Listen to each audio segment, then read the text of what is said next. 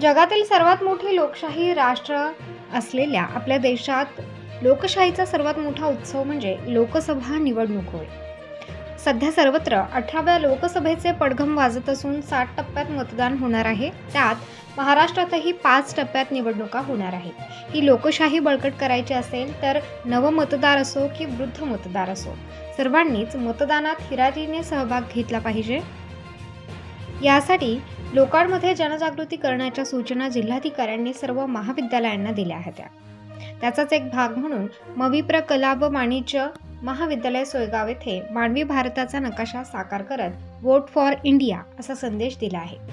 यावेळी विद्यार्थ्यांना मतदानाचे महत्त्व प्राध्यापक अमोल भगत, गट शिक्षण अधिकारी तानाजी घोंगडे यांनी पटवून दिले. तसंच विद्यार्थ्यांनी मोठ्या प्रमाणात मतदान करावे असे आवाहन महाविद्यालयाचे प्राचार्य डॉक्टर एच.एम. क्षीरसागर यांनी केले आहे.